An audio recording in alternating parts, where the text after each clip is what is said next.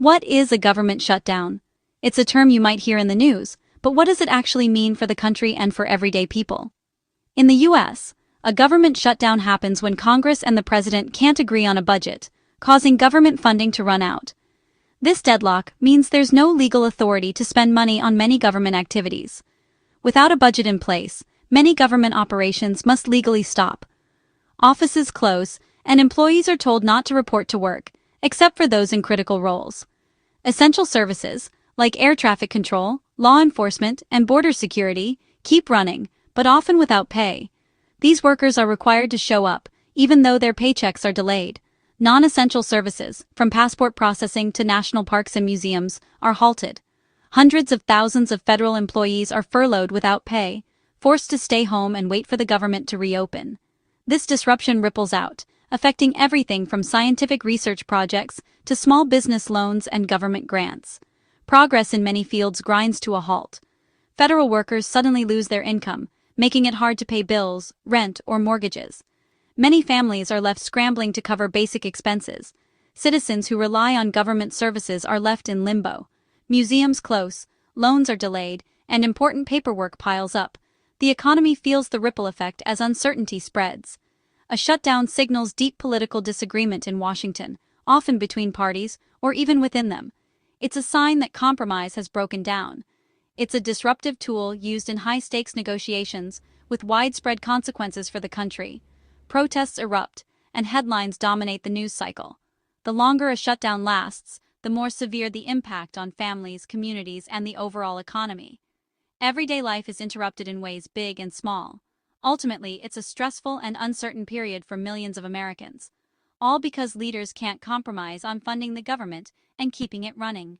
The effects are felt nationwide, touching every state and community, and highlighting the real cost of political gridlock in Washington. The 2025 government shutdown erupted after months of mounting tension in Washington, D.C., as lawmakers failed to reach a compromise. At the heart of the crisis was a fierce battle about health care, an issue that has long divided the nation and its leaders. As the critical funding deadline loomed, Democrats demanded the extension of Enhanced Affordable Care Act tax credits, vital subsidies that help millions of Americans afford health insurance and keep their families protected. Republicans, led by the current administration, refused to include these credits in the funding bill. They insisted on passing a clean bill, one that focused solely on keeping the government open, without any additional policy measures attached. In an attempt to avoid a shutdown, they proposed a short-term funding measure, hoping to negotiate the contentious healthcare provisions at a later date.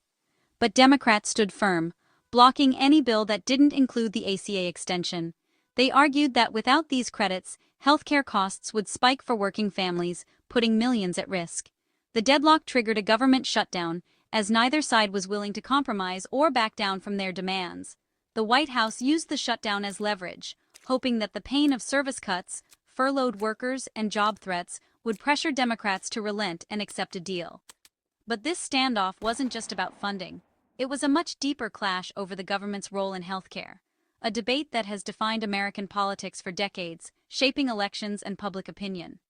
The immediate cause was a funding gap, but the root of the crisis was a deep ideological divide between parties, with each side convinced they were fighting for the future of the country. The result: a nationwide shutdown with high political and personal stakes, leaving millions of Americans caught in the crossfire of a bitter political struggle. At the center of the shutdown was President Trump's administration, taking a hardline stance and blaming Democrats for insisting on health care provisions. Russ Vought, director of the Office of Management and Budget, became the face of the administration's tough tactics, preparing agencies for possible layoffs. Vice President J.D. Vance and Press Secretary Caroline Leavitt reinforced the message, no compromise, layoffs imminent. In Congress, Speaker Mike Johnson refused to allow a vote on any bill with ACA extensions, pushing for a clean funding bill. His leadership kept House Republicans united with the White House. Senate Democrats, meanwhile, blocked any bill without health care protections, holding their caucus together. This standoff between Trump, Johnson, and Senate Democrats created the gridlock. Each side blamed the other, but neither would yield. The result: a paralyzed government and mounting public frustration. Unlike past shutdowns, the 2025 crisis brought a new threat: mass layoffs.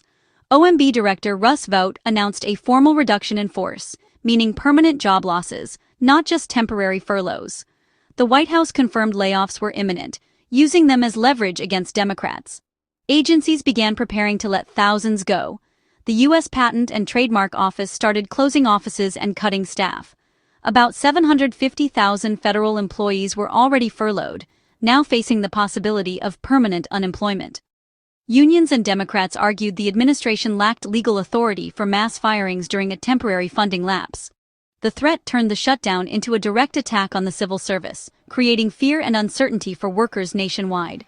The administration's strategy: maximum pressure, maximum pain. The stakes for federal workers, and the precedent for future shutdowns, had never been higher. The shutdown hit military families hard.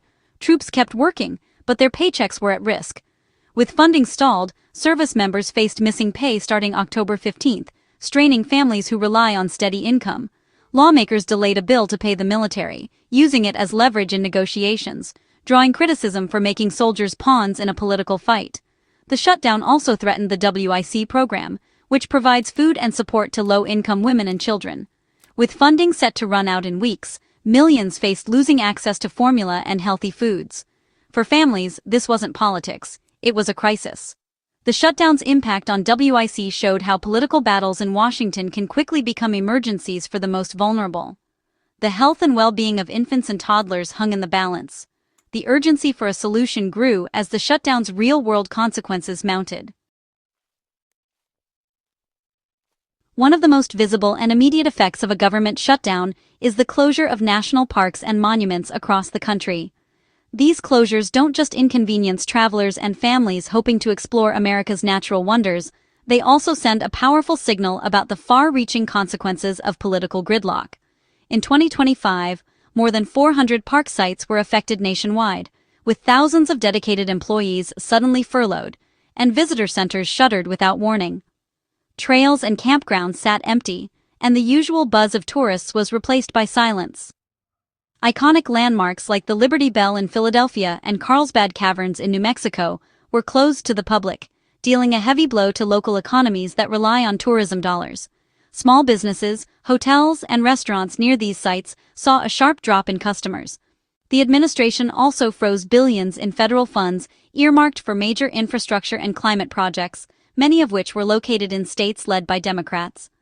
This freeze put a halt to progress on roads, bridges, and environmental initiatives.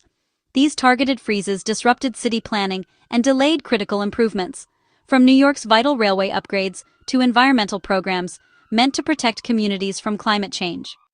The ripple effects were felt in both urban and rural areas.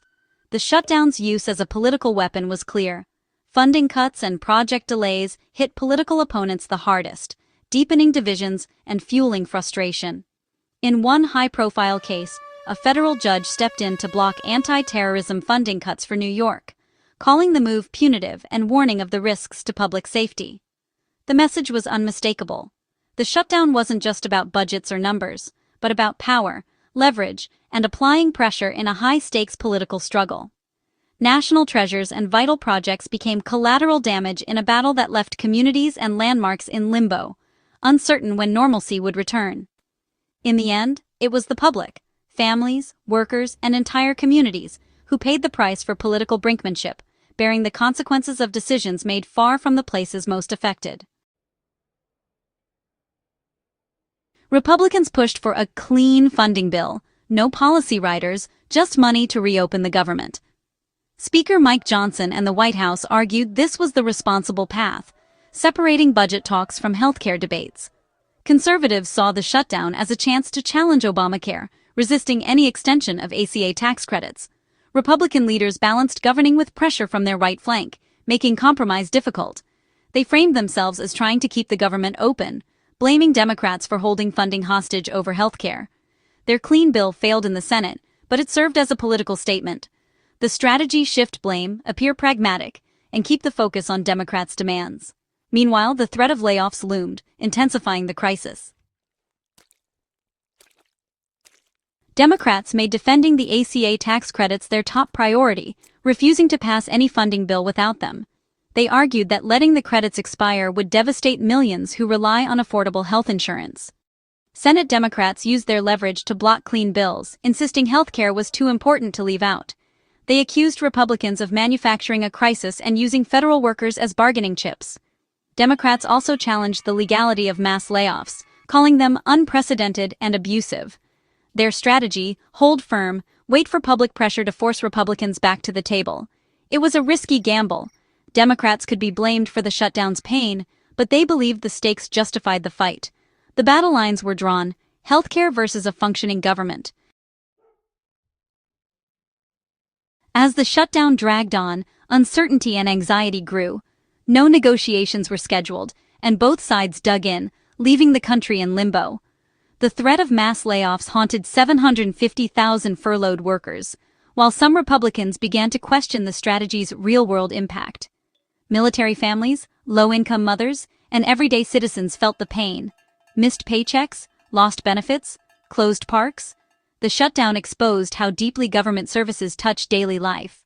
The longer it lasted, the more the economy and public confidence suffered. A solution required compromise, but neither side was ready to yield. The shutdown became a symbol of political dysfunction, with millions paying the price. Until leaders found common ground, disruption and hardship would continue. The human cost of gridlock was impossible to ignore.